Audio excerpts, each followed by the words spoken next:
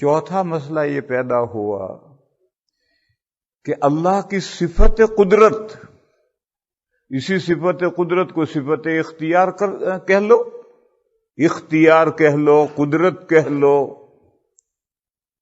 اللہ مختار کل ہیں، پوری کائنات کے میں جو تصرف کرنا چاہیں اللہ کر سکتے ہیں۔ یہ بریلوی کہتے ہیں نہیں، اللہ کے علاوہ حضور بھی مختار کل ہیں اور اولیاء بھی مختار کل ہیں۔ حضور بھی جو چاہیں کائنات میں الٹ پلٹ کر ڈالیں، حضور کو اختیار اللہ ہے، وہ دیا ہوا اللہ کا ہے، وہی عطائی و ذاتی کا مسئلہ۔ اسی طرح سے جو بڑے بڑے اولیاء ہیں ان کو بھی اختیار کامل حاصل ہے، وہ کائنات میں جو چاہیں الٹ پلٹ کر دیں۔ یہ مسئلہ، چوتھا مسئلہ پیدا ہوا، مختار کل کون ہے؟ دیوبند کہتا صرف اللہ مختار کل ہے، اللہ کے علاوہ کوئی مختار کل نہیں ہے۔ وہ کہتے ہیں یہ حضور کی توہین ہے، اس کو وہ حضور کی توہین قرار دیتے ہیں، اس لیے دیوبندی کافر ہیں، حضور کی توہین کرتے ہیں۔ دیوبند یہی کہتا ہے کہ مختار کل صرف اللہ ہے، اللہ کے علاوہ کوئی مختار کل نہیں ہے، سب اللہ کے سامنے عاجز بندے ہیں۔ اپنی جگہ پر وہ انبیاء ہیں، سید الاولین ہیں، وہ اولیاء ہیں، بڑے رتبے ہیں، لیکن اللہ کے اعتبار سے وہ عاجز بندے ہیں۔ ہمارے اعتبار سے بڑا مقام ہے ان کا، لیکن اللہ کے اعتبار سے وہ عاجز بندے ہیں۔ مختار کل اللہ ہیں، ان کے علاوہ کوئی نہیں۔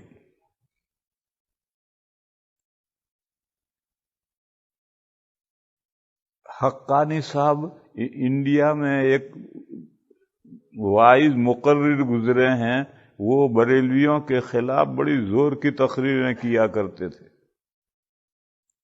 انہوں نے ایک ڈرامہ، افسانہ بنایا بامبے میں تقریر کرتے ہوئے۔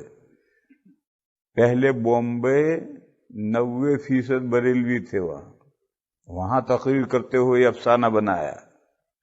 جو غلط ہے انہوں نے کہا ایک علاقے میں بارش نہیں ہو رہی تھی، تو علاقے کے سبھی لوگ، سبھی انسان میمورنڈم لے کر بارگاہ خداوندی میں پہنچے کہ پروردگار عالم ہمارے یہاں بارش نہیں ہو رہی۔ یہ میمورنڈم لے کر گئے تو دیکھا کہ اللہ میاں منہ لٹکائے بیٹھے ہیں،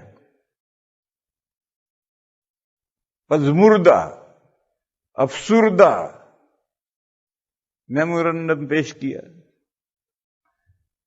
تو اللہ میاں نے کہا تم لوگ میرے پاس کیوں آئے ہو؟ ارے وہ چوتھے آسمان پر قادریہ بیٹھا ہے، سب کچھ اس کے پاس ہے، جاؤ اس کے پاس۔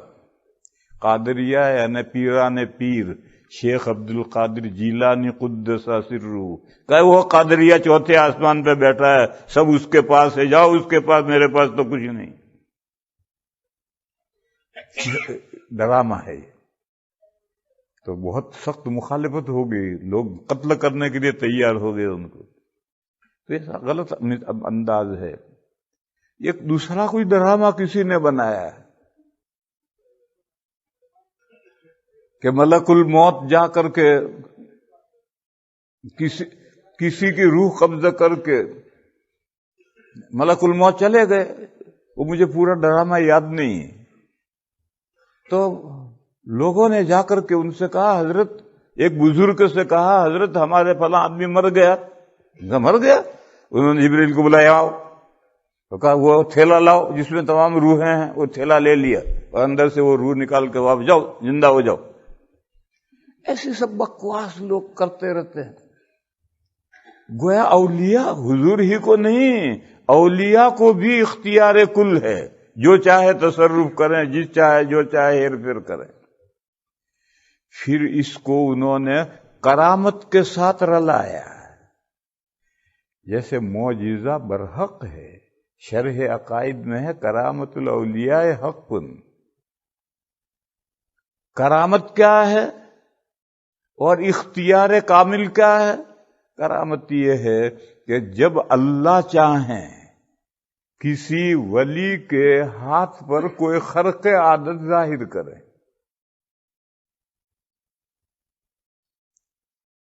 مجھے عبد الرحیم بھائی نے قصہ سنایا، لندن والے، لندن میں ہماری مسجد کا صدر ہے، اس نے ابھی مجھے قصہ سنا ہے کہ ایک مرتبہ حضرت مولانا اسد مدنی قدس سرہ کی ان کے بڑے بھائی ہیں سلیمان بھائی، انہوں نے دعوت کی تھی، تو جیسے دعوت میں ہوتا ہے 10 12 15 آدمیوں کا کھانا بنایا تھا۔ اب مولانا جب گھر دعوت کھانے پہنچے تو ان کے ساتھ ایک بھیڑ چلتی تھی، خاص طور پر بنگلہ دیش والے تو بڑے معتقد تھے، تو 50 60 آدمی ساتھ میں آ گئے۔ اب آ کر کے سب دسترخوان پہ بیٹھ گئے، اب کھانا تو 10 12 آدمیوں کا ہے، تو مولانا نے خود کہا سلیمان گھبرا مت، تیرے پاس جو کھانا ہے لا مجھے لا کر دے دے۔ وہ دے دیا سب لا کر، خود نکال کے پلیٹوں میں دینا شروع کیا، کھاؤ بھائی چلو کھا لو۔ ابھی کھانا ختم نہیں ہوا تھا اور سب شکم سیر ہو کر اٹھ گئے۔ تو یہ تو جب اللہ چاہتے ہیں تو کسی بندے کے ہاتھ پر کوئی خرق عادت ظاہر کرتے ہیں، اس میں اس بندے کا کوئی کمال نہیں ہوتا، اس بندے کا جو اللہ سے تعلق ہے اس کا تو دخل ہوتا ہے، لیکن وہ کام اللہ کرتے ہیں۔ کھانے میں برکت وہاں اسد صاحب نے نہیں پیدا کی، وہ اللہ نے پیدا کی، مگر ان کا اللہ سے جو ایک تعلق ہے اس تعلق کی وجہ سے اللہ نے وہ برکت پیدا کی۔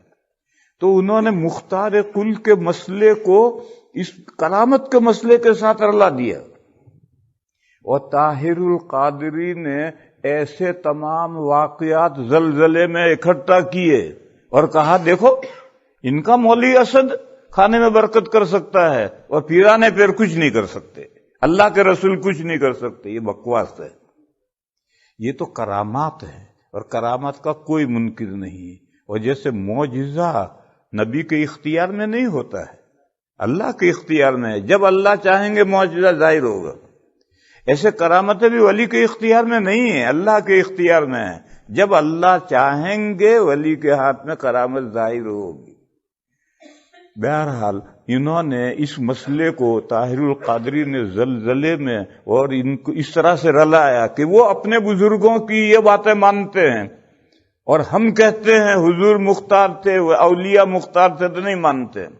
ارے یہ تو کرامتوں کے باب واقعات ہیں، اور یہ کرامتیں تو اللہ کی پیدا کی اختیار میں ہے، نبی کا اس میں کوئی اختیار نہیں ہوتا۔ میں مثال دوں ایک سفر میں، وقت ختم ہونے جا رہا ہے لیکن پھر بات رہ جائے گی، ایک سفر میں کھانا پانی ختم، تو لوگوں نے حضور سے کہا یا رسول اللہ کچھ کھانے پینے کے لیے نہیں رہا، تو ہمارے جو سواری کے اونٹ ہیں ان کو ہم ذبح کریں کھانے کے لیے؟ تو حضور نے فرمایا کر لو بھی۔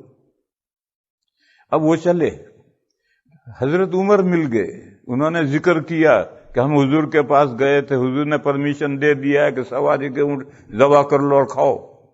تو حضرت عمر نے کہا اللہ کے بندو، سواری کے اونٹ سے ذبح کر لو گے تو پھر سفر کیسے کرو گے؟ چلو واپس۔ سب کو لے کر واپس آئے اور حضور سے عرض کیا یا رسول اللہ، لوگ اگر سواری کے اونٹ ذبح کر لیں گے تو پھر سفر کیسے کریں گے؟ تو حضور نے فرمایا پھر عمر ایسا کرو، قبیلے میں اعلان کرو، قافلے میں اعلان کرو کہ جس کے پاس جو کھانے کی چیز ہو لے آؤ۔ تو اس کے بعد 2 مٹھی کھجوریں تھی، کسی کے پاس 2 مٹھی ستو تھے، کسی کے پاس 2 روٹی تھی، وہ سب لائے اور ایک چمڑے کا دسترخوان بچھا کر کے وہ ڈال دیا تھوڑا سا۔ حضور نے اس میں دعا پڑھ کے پھونکی اور فرمایا قافلے میں اعلان کر دو، لوگ اپنے اپنے تھیلے لا کر اس میں سے بھر جائیں۔ تو سب قافلہ آیا اور سب تھیلے لے کر کے سب بھر کر لے گئے، اور وہ دسترخوان پر جتنا تھا اتنا ہی رہا۔ تو اب دیکھو، پہلے جب صحابہ نے کہا تھا تو حضور نے کہا سواری کے اونٹ ذبح کر کے کھا لو، حضور کے اختیار میں ہوتا تو پہلے ہی نہ کہتے۔ جب حضرت عمر نے کہا کہ پھر سفر کیسے ہوگا، تو پھر حضور نے دعا فرمائی اور کھانا بڑھ گیا۔ تو یہ تو کرامتوں اور معجزات کا باب الگ ہے، اختیار کا باب نہیں ہے، مگر وہ اللہ کے بندے اس کو اختیار سمجھتے